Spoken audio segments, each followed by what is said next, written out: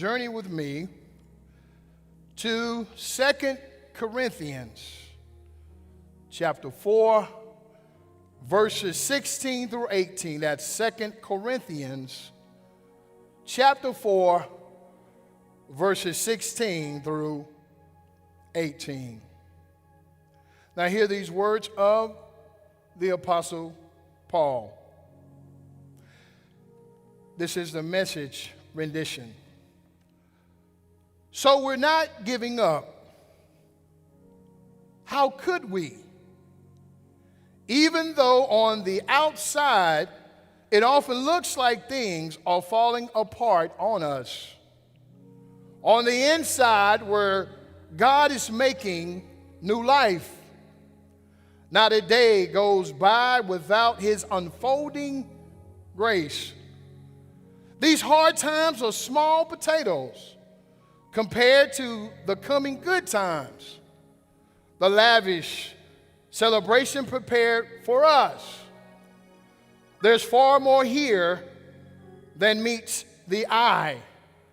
The things we see now are here today and gone tomorrow. But the things we can't see now will last forever. This is the word of God.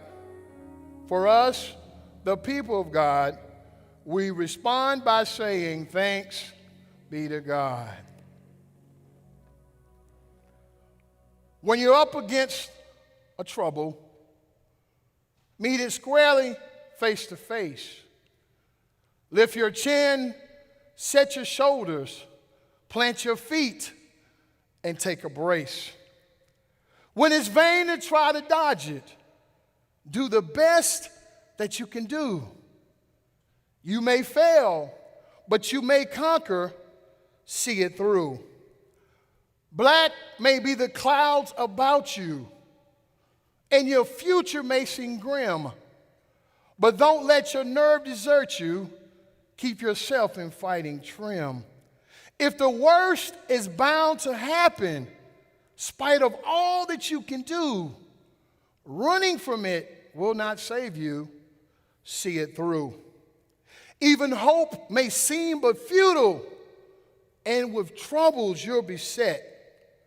But just remember you're facing just what other men and women have met. You may fail, but fall still fighting. Don't give up whatever you do.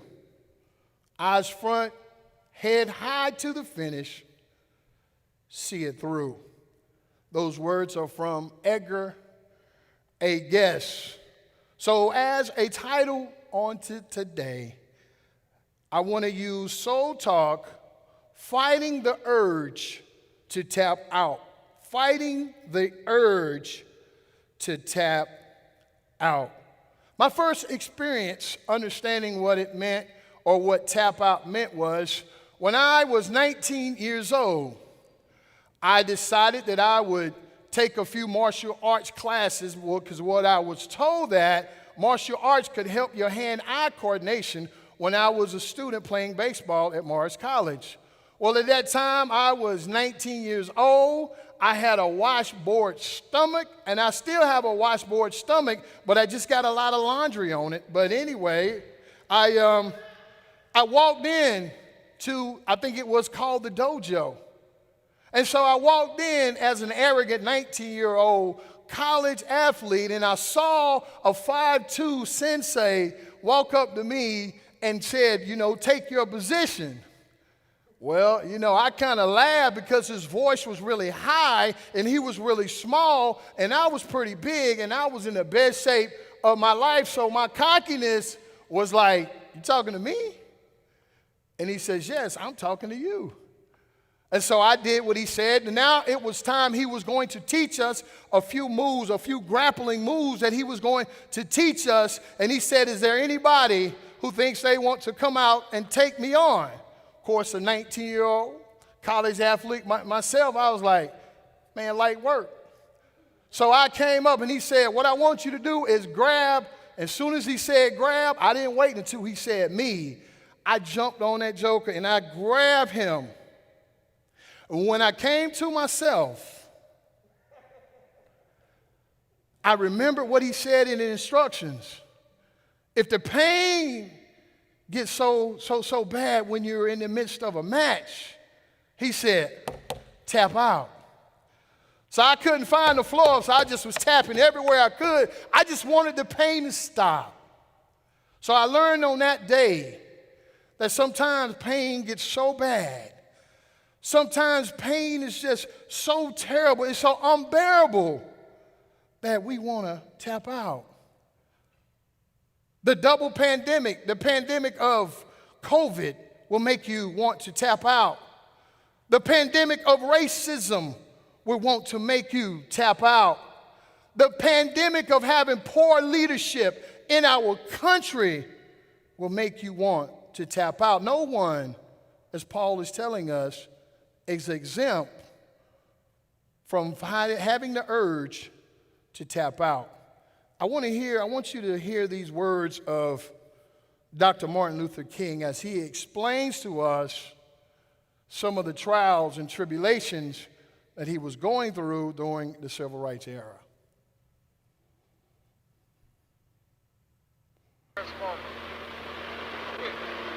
Philadelphia, Mississippi, and Chicago on the day that we marched through that narrow street.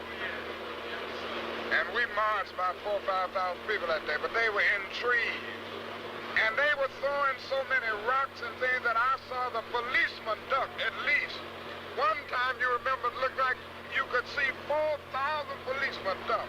They all went down. That's the fact. Now that to me, and Philadelphia, Mississippi were the most, I just gave up. I wouldn't say I was so afraid as that I had yielded to the real possibility of the inevitability of death.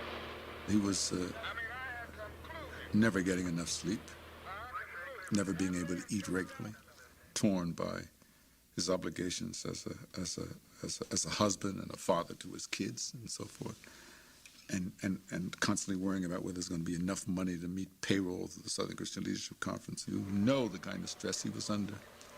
Why those of us who were aware of some of it didn't move more aggressively. It would have perhaps alleviated some of Dr. King's demons. So we hear these words of the drum major for peace and what he endured. Some say that Dr. King in his last days was fighting that urge to quit, but he knew that he had a calling on his life. Many say that he was suffering from depression as well. But he never quit. He kept going in spite of all the things that he saw. Well, today in our text, the Apostle Paul, if anybody knew what it is or what it would be like to experience that urge, that in fighting that urge to quit or to tap out, he says that he writes this letter to the church of Corinth about these difficult times and the realities of ministry. Paul pens this. He says, I'm working much harder, been jailed more often, beating up more times than I can count, at death's door time after time. I've been flogged 5 times with the Jews, 39 lashes, beating by Roman rods 3 times, pummeled with rocks once. I've been shipwrecked 3 times, immersed in the open sea for a night and a day. In hard traveling year in and year out, I've had to ford rivers. I've had to fend off robbers. I've had to struggle with friends. I've had to struggle with foes. I've been at risk in the city. I've been at risk in the country, endangered by the desert sun and the sea storm, and betrayed by those who I thought were my brothers. I've known drudgery and hard labor, many a long and lonely night without sleep, many a missed meal, blasted by the cold, naked to the weather. And he said, and that's not the half of it. When you throw in the daily pressures and anxiety of all the churches, when someone gets to the end of their rope, I feel the desperation in my bones. When someone is dumped into sin and an angry fire burns in my gut.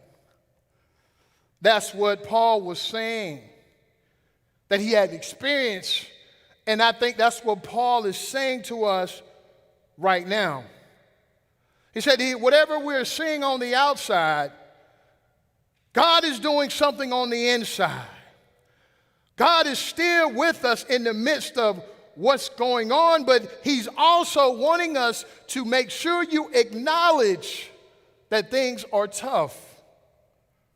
He says that these things are temporary, but there are some eternal things. But in spite of that, do you ever get discouraged?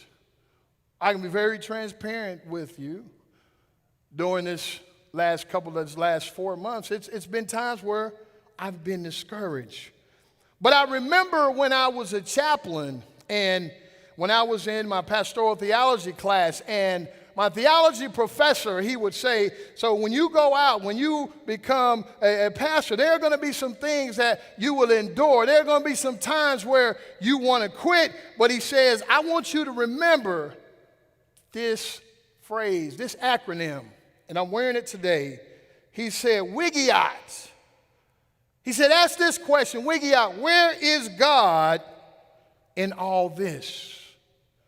Where is God in all of this? Because he says when you get in the situations, when you're with families who are in despair, he says you have to be the non-anxious presence in that room, because everyone who's going through, they're looking for you to be there as God's representative. Well, that was a lot for me to take, but I saw it firsthand. And so if you're discouraged, join the club. David was discouraged. Job was discouraged. Elijah was discouraged. Moses was discouraged. Jonah was discouraged. Jeremiah was discouraged. And even Jesus Christ himself struggled. He was discouraged. But I say in the words of what Dr. King says, he said, but I didn't quit. He says times were hard, but I didn't quit. So I'm asking you today, so when you get up and you're walking about and you're just in that place where things are just tough, just say, where is God in all of this? Because every time that you refuse to tap out, you become more like Jesus. Every time that you're faced with an obstacle that makes you want to quit and you overcome it, you become more like Jesus. Come today to tell you that don't tap out, tap in. Don't tap out, but tap in. So what are you saying? I'm saying that when times are tough, don't tap out, tap in. And first thing we can do is tap into our faith. Hebrews 11:1 says, now faith is the assurance of things hoped for, the proving of things not seen. So in other words, when you're hurting and when you want to quit, you got to keep the faith. And when you're failing, you still have to keep the faith. And when you're hurting, you still have to keep the faith. And when you want to quit and you're down, you have to keep the faith. And even when you feel lost, you have to keep the faith. And when you doubt, you still have to keep the faith. When it looks like you're losing, you still have to keep the faith. When you're sick, you still have to keep the faith. When you're tired, you still have to keep the faith. And when you're shook, you still have to keep the faith. In the midst of what you see, all the things that look a certain way. See, your faith is blind. It doesn't see those things. You have to hold on to your faith. You have to trust, believe this is your faith, the faith that God has already put in you. You have to connect and tap in to that faith. And when you believe, the most radical thing that you can do is pray. The most radical thing that you can do is pray and ask God for what it is that you desire. I just believe that sometimes our prayers are just too small. I know people say, well, I just say, God, would you just remove COVID-19? Why don't we say, God, why don't you just move all sickness over the whole world? Sometimes we ask for so little. But we have a big God who understands where we are, who is with us in the middle of our struggle. So let's get radical, folks. And let's go to God and ask God for whatever it is that we need that will keep us in the fight, that won't allow us to tap out. Another thing that we need to tap in, that we can tap into versus tapping out, is tap into our hope. Understand you have to have faith in order to have hope. You can't have hope and not have faith. So hope is where you want to go. Faith is what's going to get you there. But if you don't have faith, how are you going to get the hope when you don't even have faith? You see, if you try to jump past that and get into the hope, that's wishful thinking. You know, I hope I was going to graduate from seminary. No. I had the faith to believe that God is going to pull me through seminary. And when I can't answer those Greek questions and that Hebrew questions, I can rely that God, I believe and trust. I don't know how, but I know who, that God is going to take me, my faith, and push me over and help my hope. But if you stay and jump to hope, that's just wishful thinking. Like you may say, I hope I'm going to get a meal today. I have faith to know that God will provide. So understand that hope is faith standing on its tiptoes.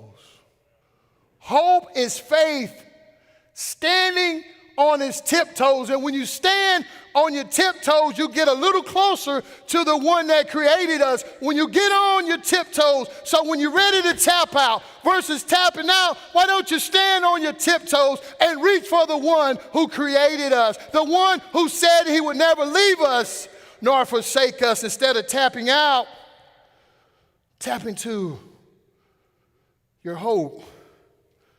James Baldwin, the great James Baldwin, said, for us as African Americans living here in the United States, hope must be invented, every day. So when you get up in the morning, you got to plug in, tap in to hope that will help you get through the day. So we tapping into faith, we tapping into hope, but there's a scripture that says there are three things, three gifts. He said faith, hope, but above all of these, he said the greatest one is love. He said faith, hope, but the greatest one of these is love. So how can we love our way through a pandemic of racism and a pandemic of COVID? How can we love our way through? That's radical. So we love our way through by calling upon our ancestors. Martin Luther King, what he did and how he kept going.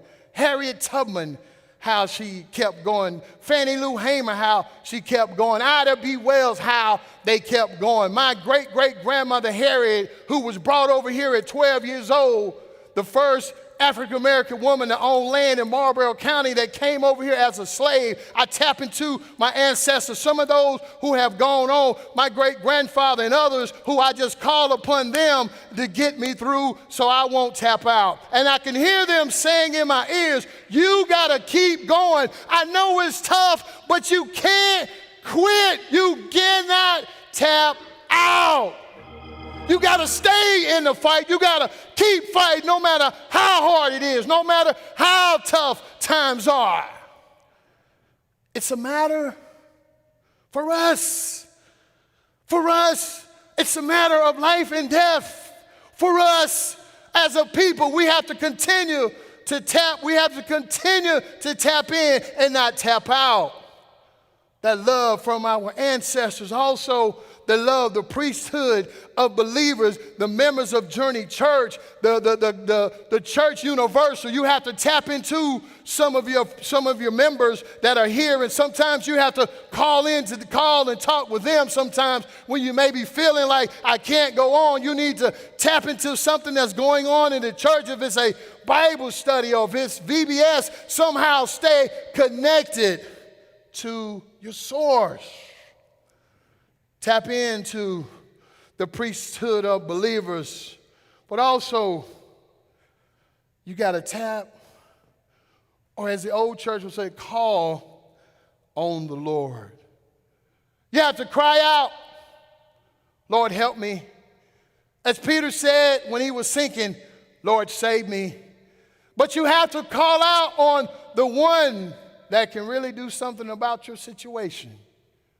So as long as you stay connected to the source, but understand when it comes to love, love will make you do some strange things. You see, even though you love and you want to be loved, sometimes love will make you lose some things. Sometimes you will lose some friends. Sometimes you will lose some sleep. Sometimes you will lose some hair. Sometimes you will lose some time. Sometimes you will lose your bearings. Sometimes you will seem like you're lost. You will seem like hope is futile.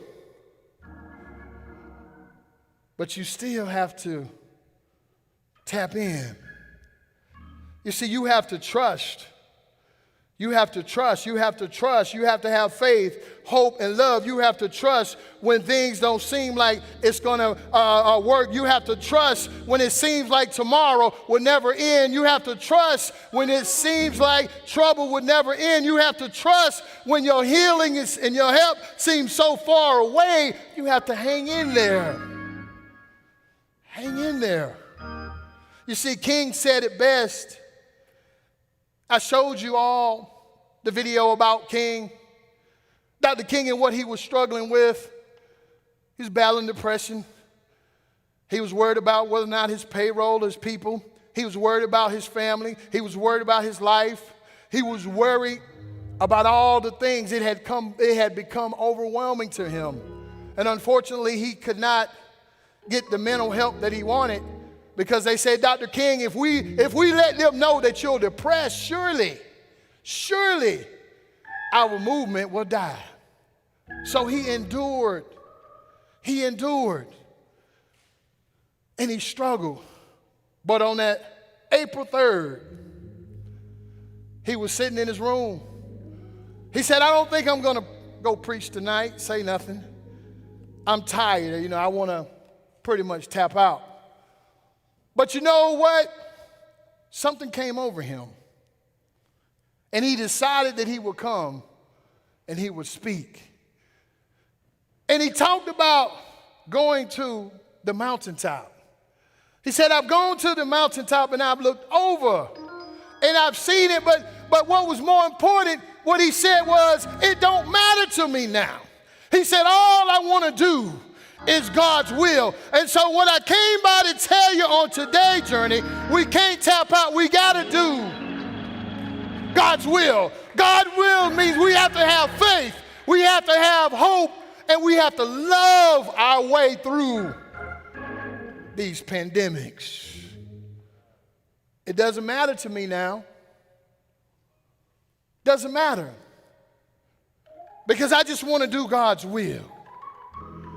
When I'm tired and want to stay in bed, I said, I got to get up because I want to do God's will. And when you say, well, hey, I got to just get somewhere to somebody, and that's God's will. You got to get up instead of tapping out. You can't tap out. I remember on Saturday mornings in my neighborhood, was Saturday afternoon, wrestling was big. In New York, we call it wrestling. When I came back down south, we call it wrestling. We had different wrestlers in the city than we had in the country. But this particular time, we was back down home, and all my fellas, we'd come and watch wrestling. It was a big deal. Big deal. It was a big deal in my community. And so Ric Flair was the man back then. The Nature Boy. Woo! Ric Flair. You know, he'd come in his robe and he'd spin around. And he was on what we used to call the bad side, right? So we were against the bad side because we always wanted to be on the good side. And we hated when the wrestlers were good, then they went bad and vice versa. Long story for another sermon. But I said, Ric Flair's fighting, and so he was the U.S. champion at that time. And so we knew that some little joker would come in there, and Ric Flair would put him away real quick because he was the Nature Boy. And on this Saturday, he did all the things that he did. He went and he did his little walk around the ring. Ric Flair did all of that, and this little skinny joker came in the ring. And he kind of looked like me a little bit. It was Ricky Steamboat. Immediately, we were like, look, it's somebody black. Oh, no, he wasn't black, he was brown. But we were so excited that we saw somebody that looked like us. And I said, well, this ain't going to last long. So, but in the beginning, Ricky Steamboat, he came in there doing the chops. And man, we were just jumping up. And we were like, yeah, get him. All of a sudden, the Nature Boy headbutted him, and he became disoriented. And he threw him into the ropes, and he suplexed him. If you don't know what a suplex is, it's a maneuver where you take someone's body up to the top and you fall back on the mat. It's what they call a killer blow, which means after that, it's pretty much over. Well, there's all the excitement we had for Ric Flair and Ricky Steamboat. We saw, well, it's about to come to an end. Ricky Steamboat was on the mat. But Ric Flair, he was going to pin him, but he said no, and he said, I ain't going to pin him. He threw him in the ropes, and he put him into the sleeper. If you don't know what a sleeper is, it's a maneuver that you grab someone around the head and you cut off the circulation to their body, and their body goes limp. And it's pretty much all over in terms of the match. Well, Ricky Steamboat fought as hard as he could.